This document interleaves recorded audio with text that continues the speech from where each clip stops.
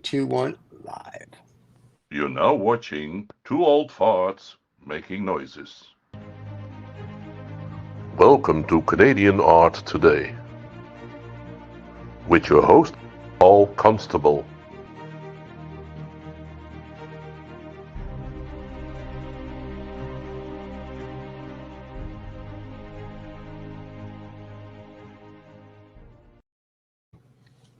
And we're here. Look at David, looks like he should be in Canada with his Nanook of the North jacket going on there. And Paul and I look like it's like summertime. It's 2 degrees. Yeah. It's when you say 2, is that 2 Celsius or 2 Fahrenheit? 2 Celsius. So 2 Celsius for the people everywhere else in America, every the world knows 2. That is 34 degrees Fahrenheit for the rest of the world that doesn't know Celsius, which is really just America. Big frosty morning and some snow coming later this week. So Wow. Yeah, we're just about the same. I think we're actually might be 2 degrees warmer than you. So Wow. We're 5 Celsius. We're 5, maybe. so we're 40 Not Fahrenheit. quite, but Yeah, we're having a heat wave. As you can tell, I'm practically naked. So very good. Well, we have a special guest again. We tried to record him last week, but he's in the middle of nowhere, Canada, and his moose that was running around the yard to make the internet work just fell over. So he's got a new moose, and he's going to show us his photography this week. So we're very excited. So Paul, you want to tell us who your guest is, and David and I will disappear, and you and your guest can have a field day. yes, we've got you talk about us being in the backwoods, but in real reality, there's John Perret is a master photographer, and he uses that background and the environment that we live in here in the northern Canada. We're actually not in the north of Canada; we're kind of sort of central, but these phenomenal images. Talk about his publishing, some books that he's worked on. Where to go with it, because he's got work that make your mouth water. And we'll just leave it like that. I'm just going to leave it simple. That we'll talk to him about him. Here he is. There's John. There he is. John, have a great Hi, show. John. We're happy that the moose is alive and working today. So David and I are going to disappear, so you and Paul can actually talk what people really want to hear about, which is your photography and work and what goes into it, not David and I going, ooh, that's pretty, for an hour. So have a wonderful show, and we'll see you at the end. Okay, thanks. Cheers. Oh, John. Morning, How you Paul. doing? Yeah. Oh, we'll talk about that moose, but the moose that got away is probably more what it is. You haven't got your moose yet, I don't think, right? Right. I think that's what it comes down to. Everybody's looking for their moose here this time of year. But for now, it is you pretty much hunt with a camera more than most of the season, I guess. I do. So we can go. Yeah.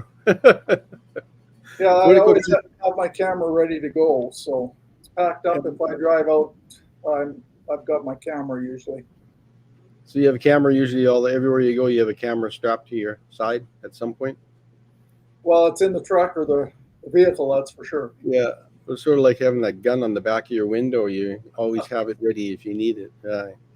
But I think it's what I like about I've seen a lot of your work over the years, and it's just one of those things that's very diverse. You've done some commercial work. You taught school for, and I give you credit for that. So 30 years, yeah. Yeah, you taught high school for quite a few years, and you shared your knowledge with those kids as well. And I think they do come back and appreciate that over the years. Back in conversations with you as you bump into them.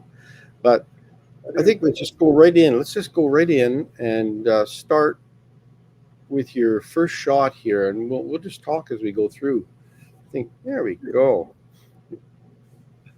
People just sit and look at that for just 1 second, because this is a phenomenal shot. Can you tell me a little bit about the Northern Lights and how you go about shooting stuff at night? A little bit. Well, the aurora comes out frequently, but it doesn't always come out on time. Sometimes it's predicted it'll come out at 10 o'clock and it shows up at 1 o'clock. So you're sitting there for about 3 hours waiting until it reaches its peak, and then you start taking pictures. And that could be in the middle of nowhere. This is an old farm. There's nobody around. It's abandoned. And I just drive out there and park myself where I think it might make an interesting photograph and wait. It's a hit and miss because sometimes I'll go out there for 3 or 4 hours and I'll get nothing. And then sometimes it'll start and I just can't shoot fast enough. Yeah. How long would an aurora last on general? Like one of these, late. This is an ion bombardment, I guess is what you'll call it. I guess. Right. Yeah. And how long it lasts is unpredictable. Sometimes it'll go on for an hour. The peak of it, the strength of it might go on for an hour. You'll get small parts of it after that, but the peak might go on for an hour, and that's been as short as 15 minutes for me also. So you've got your tripod set up and you just start shooting when it wakes up. So you shoot everything pretty much digital now. Come again? You pretty much shoot everything digital. You're a digital. Digital now, yeah. We shot so slides. what kind of so do you have to do like a long time exposure for anything like this? It's a kind of a balancing act. Your ISO is fairly high.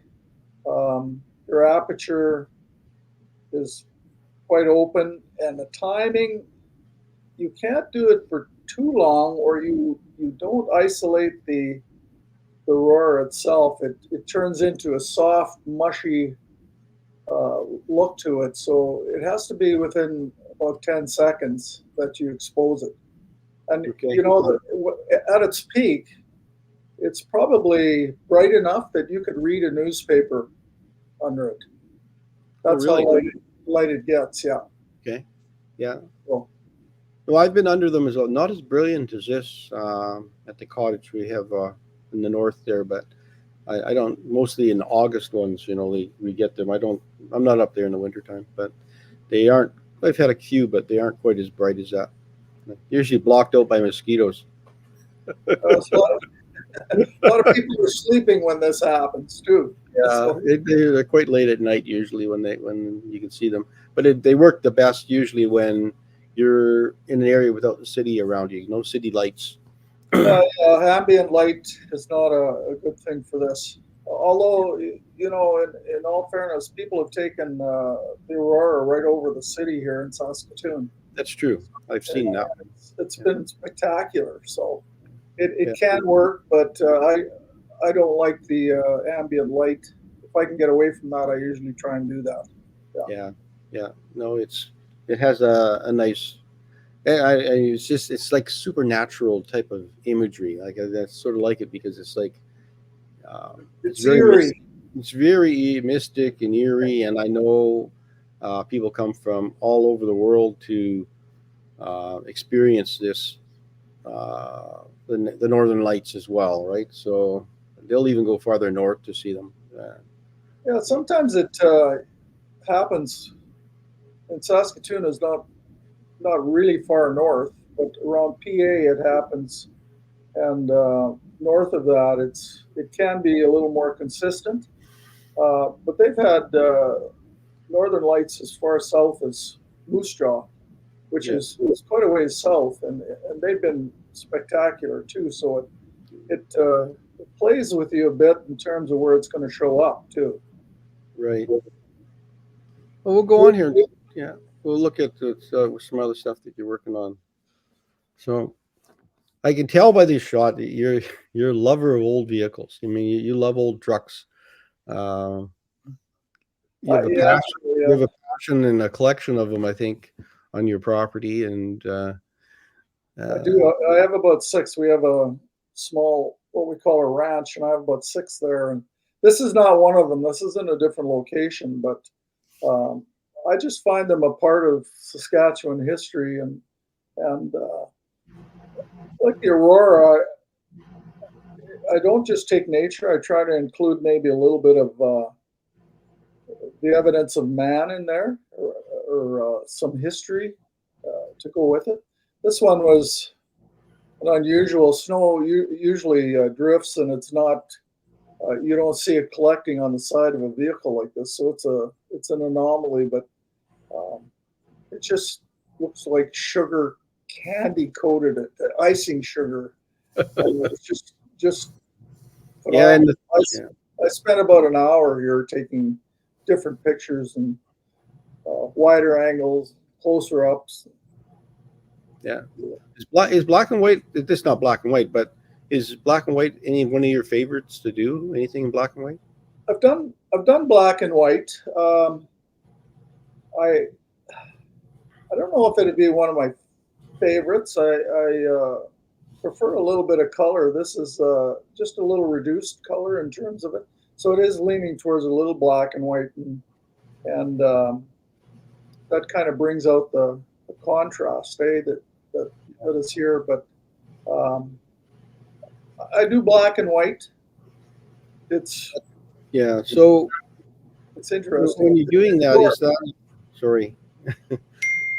I'm just saying when you're doing that, I'm kind of I'm just curious because would you control that at your camera stage or at the say in your Photoshop in your studio? Yeah. I always shoot in color. You can go from color in on the computer in Photoshop. You can move that to black and white and do a very good job of it. If you take black and white originally, you have nothing else. You can't add color to it. So you're stuck with black and white. So I prefer to do the color and then move into black and white if I want that in black and white. So that's the way I do it. Some people shoot in black and white. So do you think a Photoshop studio probably is important for an artist, like a photographer, as the camera is, I would say, would you not? I don't think there's too many images that I brought home that haven't gone through Photoshop for one reason or the other. Cameras are getting better, but they're limited. They have certain ranges of color temperature, if you like, that they capture, but within that range, there's no variation. So if I want a variation or a little cooler picture or to change it a little bit, I have to run it through Photoshop. I don't consider it a big change, but very often I shoot at a low contrast to make sure that I capture all the detail. And then if I want a little more contrast, I'll bring that in Photoshop and work the contrast a little differently. So it has a little more pop to it, but then I still have all the details. So it's a bit of a game. Right. Yeah. Well, no, it's I really like the look of this. I mean, this kind of almost could be in the 30s, and that could be the dirt rolled up on there, blowing by in the dirty 30s. But down south, like parts of the world never experienced anything like this. These are visuals that, yes, the old cars, but the elements are different around them. So the elements are different. I always look for something that catches my attention. And this, I drove by and it just absolutely caught my attention. And the whole, this is early morning. The light is, I do a lot of photographing in early morning because of the low level of contrast. When you get when the sun gets higher, you'll see that all the white on that will be bleached out. So the contrast level is too hard for the camera to capture. So I very often shoot early morning or later in the evening when the sunlight isn't at its peak and so strong. So that captures a little different detail too in terms of how it's presented. So yeah, no, I just love it. It's just, but especially look around that headlight. It's just like a ball. It just has that softened look all around, and No, it just looked like it's been a little ball sitting right in there. Yeah, no, it's a beautiful shot. We go on to more beautiful shots and just these.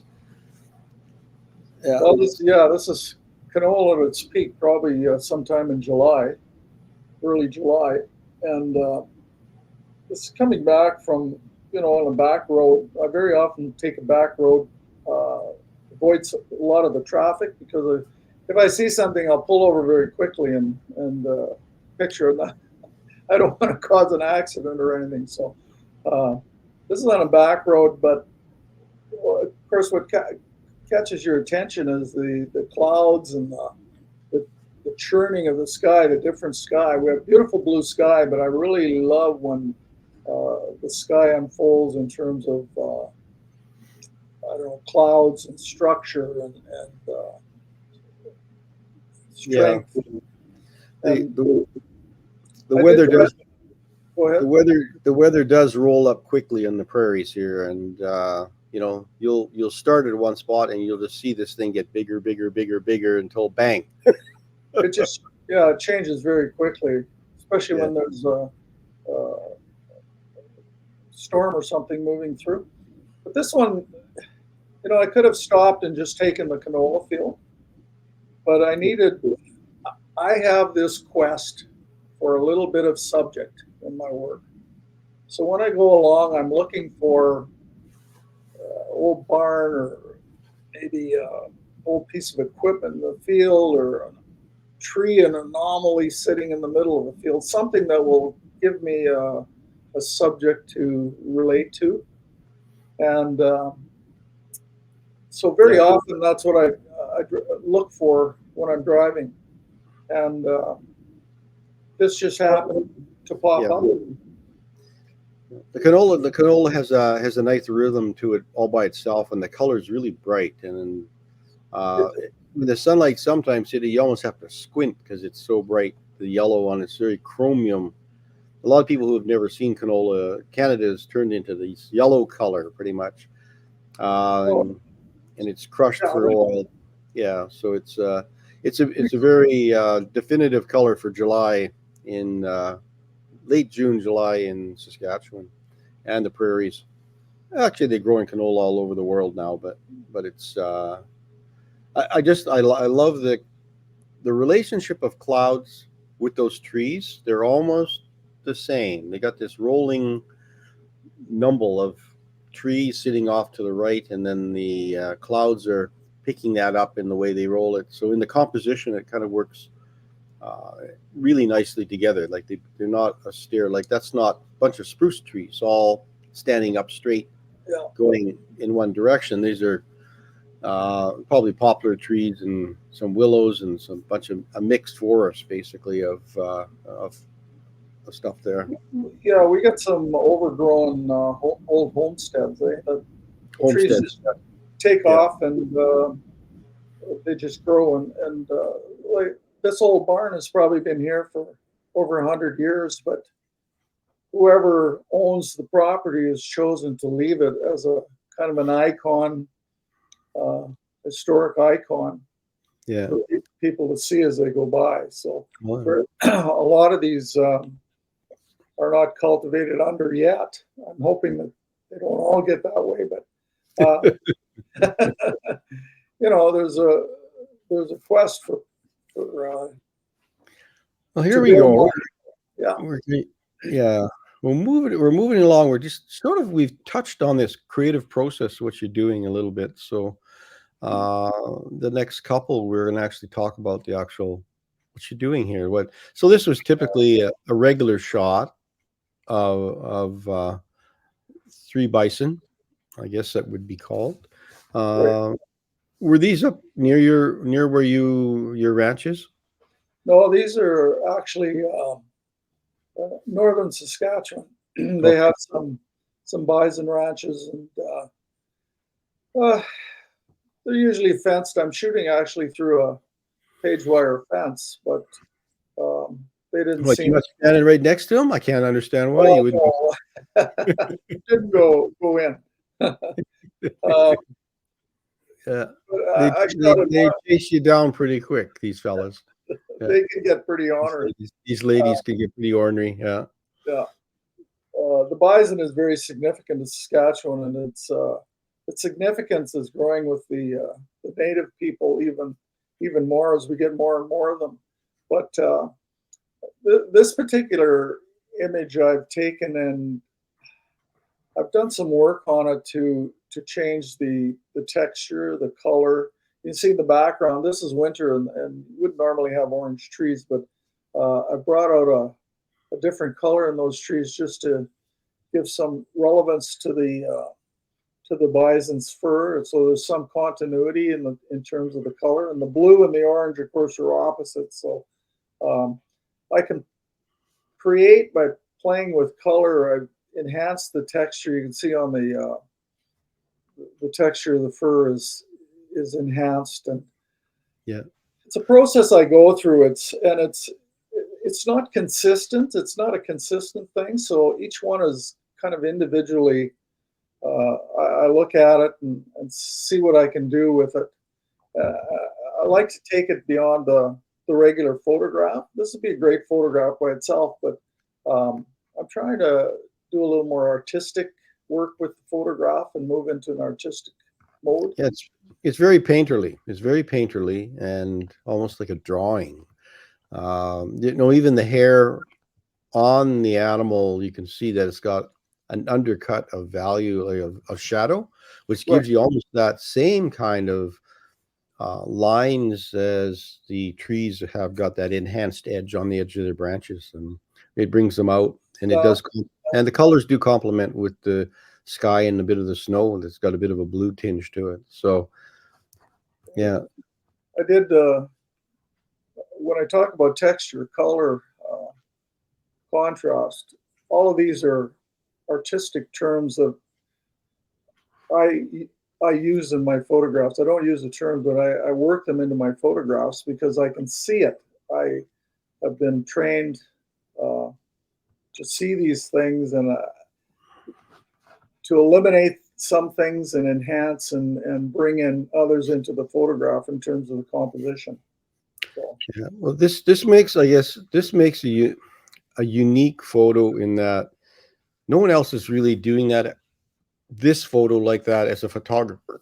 So trying to find your own voice, I guess they'll say, as a photographer. So I mean, we all have cameras, we all have our phones that can shoot pretty high pixels as well, but even another photographer standing next to you taking the same shot, he would get something completely different when he went into the photo studio because he's thinking differently than you. So thinking photographers, not unlike artists, they're looking for ways to find themselves. Like, how do I shoot things that are mine and nobody else is going to do that, right? And the uniqueness to it. And I am on a quest for that because photographers get labeled as non-artists. Yes. Because we're taking something that happens, but when you think about it, if an amateur stands beside me, he may not see what I see as an artist and compose the way I compose. My lenses will compose because they'll zoom back and forth, and I can eliminate or I can include, and I choose the time of day that I go out in terms of what I'm photographing, and that all enhances what I do. So I make all those decisions myself. Yeah. So. Here's another one here. So is this a combination of two different shots? This one? This is it's a composite. I call it a composite. My two photographs. So I'm not doing any AI in my work at all. It's all work that I've taken and I brought in. This is what I call my old truck photos. And what I've done is I've taken this truck around Saskatchewan, so to speak, but in my computer. And I pose it with different images through the windshield. And what I see is maybe what I'd see if I was parked somewhere watching a sunrise or watching. Not with your lady parking. My lady is not in this one, but I have a whole series of these old truck photos where there's different compositions through the windshield. For example, I have a whole set of Jersey cows looking through the windshield at this truck at who would be the viewer in this truck. So things like that. There's some comical stuff, but there's some serious stuff. There's stuff that if this truck was parked there, what would it be? What would it be viewing? So I've created a whole series of photos around this, and I just love it because the old truck appeals to me, like you said at the beginning. Old equipment seems to appeal to me, not because I'm old, but because it's a part of Saskatchewan history, and I'm trying to include that history in some of my work. So other people trying this, understanding that you're working with multiple images and trying to get the correct light situation into both images, so they look like they belong, so they don't look like they've just been plunked in there, collaged together, right? So right. So you're just working with I guess that's make it believable, so that I don't ask any questions. I think I just believe, oh, that's the shot. If you start asking questions, you haven't fixed something right. Something's out of scale. The truck's too big, the truck, whatever, right? There's the combination of scale and color and value and believability, right? Right. And I do try that to make that when I'm doing composite, I want it believable. I want it, when somebody looks at it, to think that may be a possible shot that I've taken. I don't try and fool them. If I have a composite, I usually advertise it as a composite or post it as a composite, so that people know that I've done something to it or something with it. Sometimes it's not obvious because I've created it, so it isn't obvious. So have you had shows with this work at all? Have you shown it publicly anywhere? Have you shown publicly? Well, in an art gallery, have you shown your work in an art gallery? No major show with this type of work. No. Yeah. That may be up and coming. I have a series of conflict images. I call them conflict images, where they're two images put together that create a statement on either in the environment or the social aspect of something, and put them together to particularly draw attention to that. So I've done all sorts of different things with composites, but they're not the be all end all. But I've certainly taken them to a different level in what I've been doing. Yeah, I know commercially you've done calendars and some, a number of books and different things like that as well. But we'll get into that a little bit. We'll talk a little bit about the publishing of some of your work. We'll just go through a couple more images here, and just another one of these, just like, man, it's just this molten sun that's just sitting there, and it just. Now, is this a composite? This one again? This is not a composite. This is an actual photograph. This is an actual photograph. Oh my! Yeah, probably got about 15 minutes shooting as that sun was setting, and this field was full of bales that had been wind blown and snow piled up on them, and it's a case of, this is actually a grab shot. I'm at the end of the day, and I'm frantic to find something for this sun, because it's like you say, a huge ball of fire going down, and I'm frantic to find something. I found these bales, and there's a subject. There's the subject. It's the bales. The sun is a subject too, but it's secondary. But the cold, this is probably 35, 40 below. What am I doing out there? I'm looking for a photograph. And this isn't something that people would necessarily put on their wall as a comforting photograph, because but to me it expresses the depth of Saskatchewan and its environment. I go from very sunny Canola to wispy clouds into a freezing, freezing view of what Saskatchewan is actually like in the winter. So I'm trying to cover a whole gamut of what the environment is like, and I don't think it matters where I go. I still try and cover that gamut and relate to the environment and what's happening in the environment. So Yeah. it's a cold shot. Well, it still looks cold, but the sun's hot, but it hasn't got the heat because the foreground and everything is cool, and I like the contrast between the two. And the sun is kind of ovaled a little bit. It's been compressed, and it's strange. It's gone, instead of round, it's ovaled and look egg-like almost, right? Which is really, yeah, it's really strange. And I love seeing the streak of clouds through there. It just, rather than just that hot ball. I mean, this is still hot, but it's like you could touch it. Like it's just, I like the shot in that huge contrast, right? And it is a huge contrast, yeah. And it conjures up questions, right? This is the thing people, like you said, would drive by. Would I go out in 30 below to probably take a picture through the window of my vehicle with my my phone? But would I actually get out with the big boots and parka and go out? So does your camera freeze up at all in the winter? I know the old ones used to.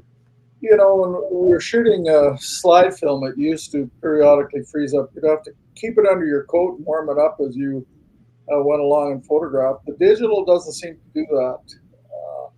So it's pretty flexible. Now there's, I don't have one, but there's mirrorless cameras that don't even have a mirror to flip up. So they're electronic, and I think they'd probably even work better in the cold. But yeah. You want to make sure your batteries are all charged up. That's for sure, because No, I know. I remember going on photo shoots, and I was the Polaroid guy. I had to put the Polaroid in my coat to keep it warm so it would develop, so we could see whether we should be shooting at night. And I said, you should just go back and have coffee. I said, we shouldn't be out here at all. Clients never appreciated what you went through to get their shot for their annual report. Yeah. Well, no. Yeah. Now this one, it's mirrored. It almost perfectly mirrored the foreground and the top half of the painting. I call it a painting, but it's not. You've painted some of this light in here. I love that back glow, and we've talked about other things before, but lightning is a strange thing to catch on film. That's a lucky shot. Yeah. I photographed it. I was photographing the clouds originally, and then all of a sudden I got this streak of lightning. But the lightning going on behind there, illuminating the sky and the clouds. So this is a bit of an exposure. It's probably about a 15-second exposure. So what's happening back there is the lightning that's behind is lighting up the clouds in the sky, and then all of a sudden this streak of lightning came in, and in the front there. So yeah. No, there's that little touch of humanity, that little touch of bright light on the hill over there. Like you can just see that. Yeah, that's a little farmyard or a little person living out there. Yeah. That's what attracted my attention first, is because I did want that in with the clouds. So is this all backlit because of the lightning? Like the it's lightning behind the clouds? There's no light. I'm well away from the city in terms of light. So now I can bring this up, make it lighter in Photoshop, bring it up a little by changing the exposure on it. And I've done a little bit of that because it was quite dark when I did bring it back. So I brought it up a little bit, but I haven't changed the light in the background at all. That just kind of showed up as I brought the exposure up. So right. No, it's a beautiful, serene shot with a little streak of light. I just love that.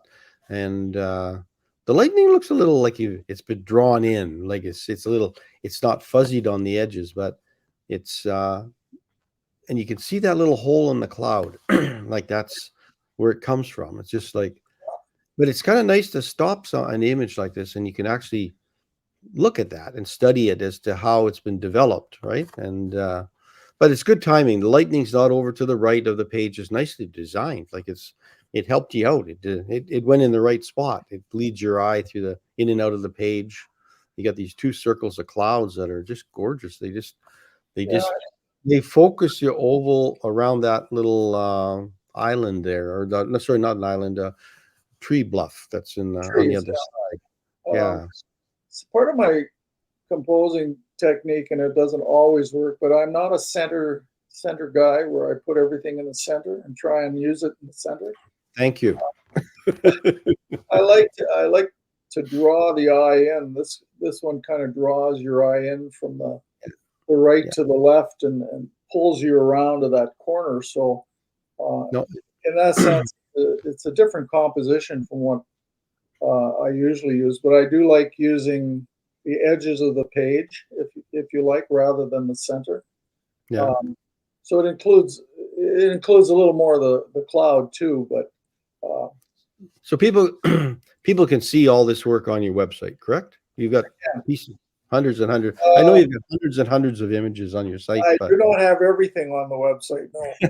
No, I know, but I'm just saying it's there. If people do want images and want to see more of your work as well as we go along here, they can just go to your website as well. We'll have that at the end here as well. Yeah, if they have we just can't show everything that you do. It's just No. some of the stuff's been amazing. If they have a particular interest, sometimes I'll send them images back. So if they request a particular genre, I'll send them images back. Yeah, they can see a piece of Canada with that normally they would not see on their own. Tell us about this spot. This is actually your barn, right? This is your barn on your ranch was on the top of that hill. Is that correct? We have a ranch out on the North Saskatchewan River. And this is one of the old barns. This came originally with the property, and it was over 100 years old. We've refurbished it a little because it was falling down. So the question was, do we fix it or get rid of it? So we decided we were going to fix it.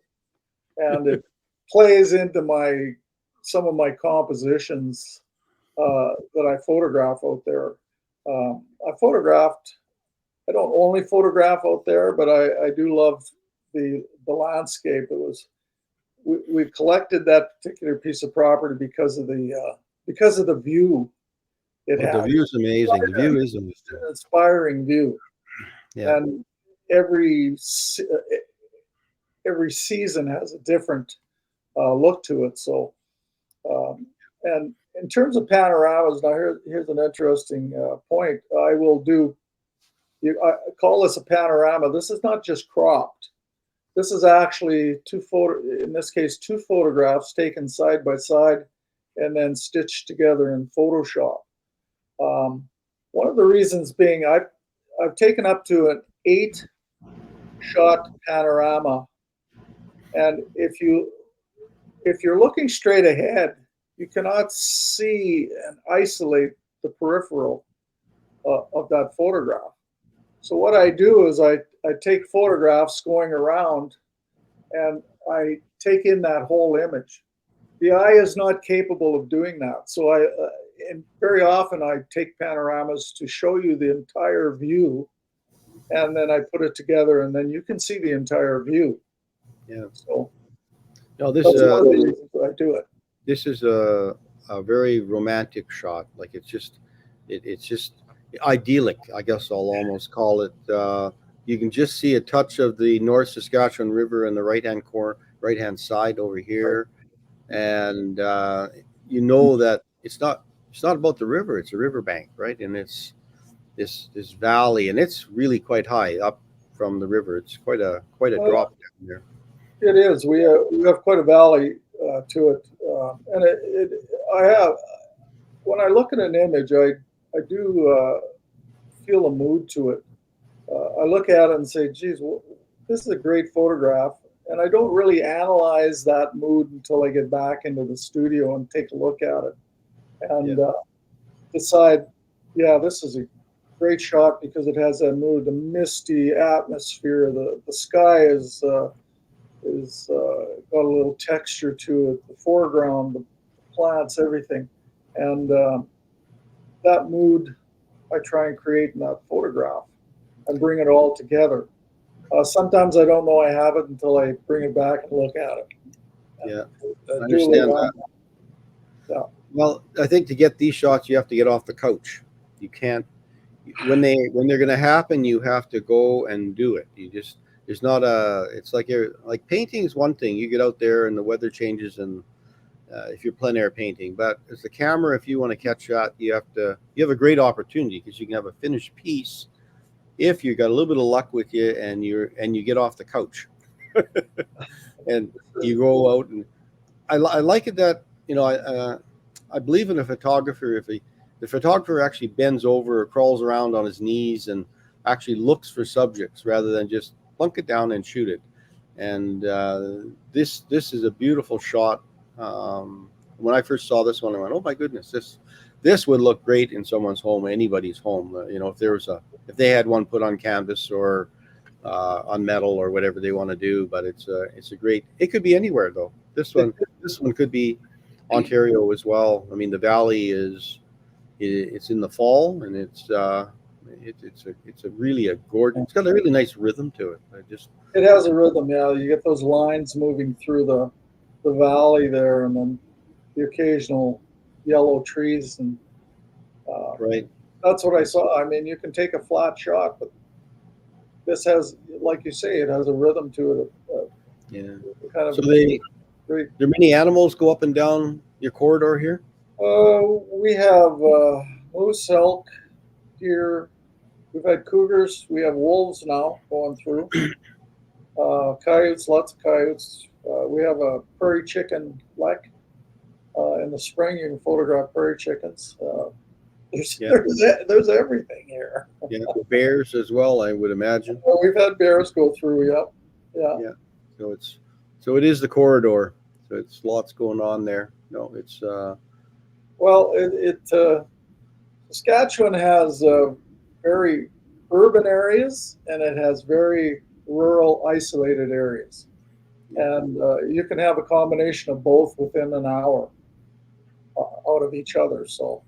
Yeah. People understanding that Saskatchewan isn't just flat. Saskatchewan has, we move up into the Shield country actually as you move north, and it gets quite rocky and it's quite hilly, and very much like Northern Ontario up there. Right, the Shield comes right across right. the northern part there. Yeah, kind of. Yeah, there he is. I had to put this one in because it's just like. I've seen so many pictures of photographers take of animals, and I don't know. Sometimes they look like they've been stuffed and just stuck on the page. And I mean, you go to Cabela's and shoot all the animals you want there; they don't move. But I know your love for moose on the plate, but how did you get a shot like this? Like did he pose for you? Like, how does this happen? Like, my animals, I'll sometimes go looking for animals, but really it's coincidental. I'll run into animals and I'll photograph them. It's more like my MO. I'm primarily looking for landscapes, but if an animal happens to be around, I'll try and photograph it. This particular one, I was up in actually Waskesiu National Park, and photographing. I'd just come off the lake and was walking back, and all of a sudden I could hear a bit of a jostling in the bush. So I just kind of went over to see what it was, and this moose pokes its head out at me and gave me a look I took about 5 photographs, and then we parted ways. I kind of backed off, but he was just as interested in me as I was in him. So it was a chance happening, a chance meeting, basically. But very No, often my he's animals so- are the chance. He's so Bullwinkle Moosey. I just had to put him in here. He's almost comical. He's like, yeah. Yeah, and like you can almost see the curiosity in his eye and the way his head is turned. What's this all? But understanding that Waskesiu is a tourist area, so they are familiar with people, and I don't know if they necessarily just get along, but they understand that there are these creatures called people around there, and Getting into the rut, you wouldn't want to be around them. They can No. get pretty ornery, but I wouldn't do this to a bear. I'd back off very quickly. Probably wouldn't take a picture. everybody isn't Yogi, you know that. Every bear is not Yogi. Yeah, there's a real thing on where people just love their bears, and understanding that this is an animal that, I don't know if I've had experiences with not, yeah, when I'm fishing, I've had a few, and you just want to back off. You just, some people have made it so that they feed them and they do different things, which is really the wrong thing to do. You can create problems for the other person coming down the road if You you, can't. yeah. They're a wild animal. I like to keep them in the wild and photograph them in the wild. I don't like to draw them in with any kind of food or anything like that. In fact, that's just not a thing I do. This is our last shot, and I left it to the end because we have talk a little bit about your book. And now, unfortunately, this book is pretty much sold out. And Yes.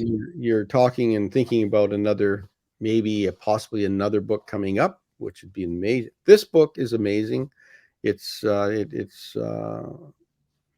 tell us a little bit of uniqueness about the book. I mean, it's a great coffee table book of Saskatchewan images, north to south, all different weathers and our terrain that we have. But what is unique about this book that people maybe consider if they want to do their own book?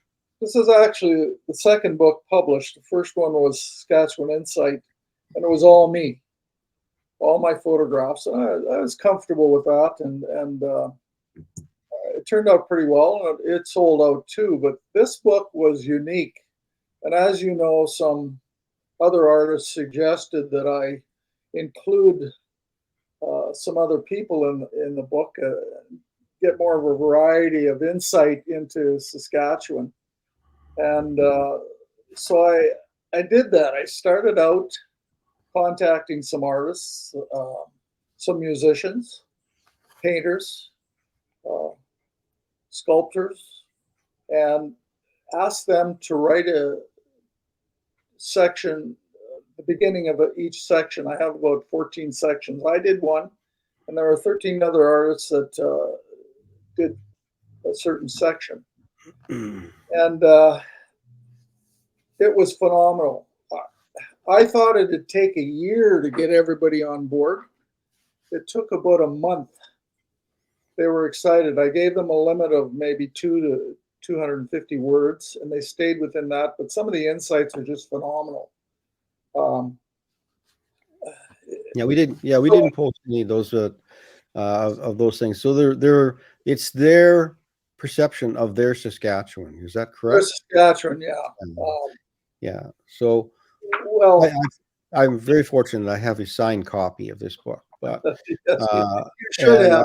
I have read it, and it's to see how we sort of see things differently, but they have a string that ties it all together. They're prairie people, and they're seeing it from different angles, and it's a great. I think it was a good concept because this sits on the bookshelf to compete with everything else. And the guy says, "Well, why would I want this one other than the one that's next to it?" And when you open the other one, it's just pictures of pictures, like a book full of pictures, which could just sit on the shelf forever. This one it's got some substance to it with the writing, and then I do like that. I think there's a few left at McNally's bookstore, and that's about it. There's a few around, yeah. Yeah, there's a few around, and but people can see these images on your website, and some of these images, yeah, they can go through the book. I've done a few images for people out of the book, and Right. produce them. So it's kind of a request, but I have had requests, but you know, Yeah, well, publicly, I have to thank the people who are involved, and they still amaze me as to how quickly they wrote something up about their Saskatchewan. So, right. Do you have a book in front of you? Do you have a book? Do you have a book in front of you there? I do. Yeah. Yeah. Hold it up. There you go. It's a beaut. Oh, well, we got David. Yeah, there's the book there. It's a gorgeous book. Yeah, it's We were going to give you a close up of David because we thought David should be on the cover of the book, but since that didn't happen, we're going to give you a close up of the book. It's beautiful. Yeah, there's some Hey, more. John, I have to tell you, I liked all your shots. The bison were awesome, but my favorite was the moose because he looked like he had like a smart ass little look on his face. So to me, that's like my all time. Out of that was to me, we're gonna talk because I'm gonna have to come be with me. But that's a beautiful painting. I just thought that was gorgeous to see the moose is just his smirk, like around the corner. If he had like, like a Yankees cap, a cigar, and a scotch, he would be perfect. But the smirk in itself is a beautiful thing. So it's very good. I'm into that. Yeah. I was going to say, it's like he really did just like pose and go, all right, take the picture. Well, I So I liked it. He kind of had a Bullwinkle look about him. He was just There he did. It was a gorgeous, gorgeous picture, my friend. Gorgeous picture. Well, thank you. So, And thank I you. must say, John, I was really taken by that, by the one with the lightning strike in it. Yes. Just how it was mirrored against the water as well. That was absolutely fabulous. Yeah, it's So, been a dry year, but we have a lot of sloughs around, so I like a reflection sometimes. Yeah, They're all beautiful, that my was absolutely friend. beautiful. People should get them while they can. Yeah. Absolutely. Beautiful. We agree. And we're going to have all your links and everything down here. And if you have questions or you just can't figure out how to use a link, get a hold of us here at 2F Entertainment or 2 Old Farts if you'd like. And we will get you in touch with John, and John will sell you lots and lots of stuff. Yeah, we'll get you a little go. piece of Canada because I think that's there's some amazing photographs. Yeah, but definitely look at his website because the website is loaded with juicy shots. Like we can't show them. We could only show about 10 of them here on. Right. So, John, everyone's going to ask this question: your pictures, if you will, your photography goes from what to what? Like the pictures or the photography that we just saw. What's the price range if somebody wants to buy? And we know it's Canadian, so when we convert it, it's $4 US. But what is it in Canadian for the Canadians? 8x10 framed is usually around $150. Okay. If I've done some large canvases that have ranged up to $2,000. So it depends on what kind of production you're interested in.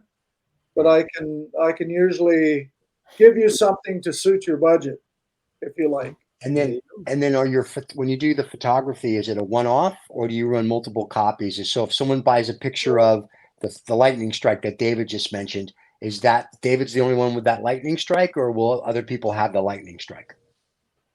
They could. I don't get many requests from multiple images. Like everybody has more of a personal taste, but I will do multiple copies if people request it.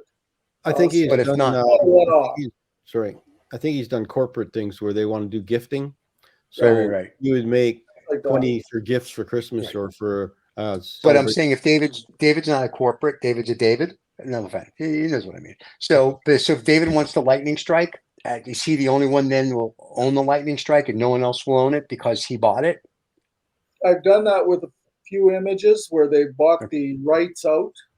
And, that's a little more costly, but David might not get the only one.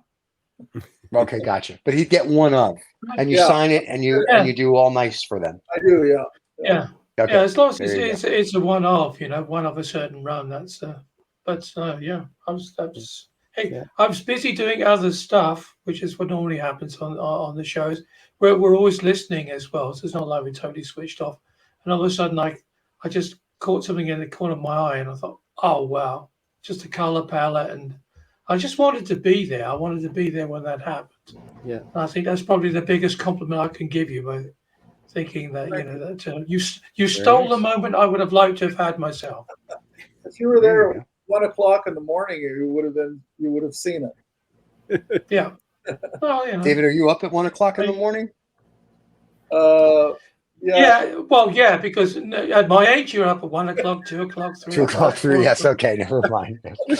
So, well, gentlemen, this has been phenomenal.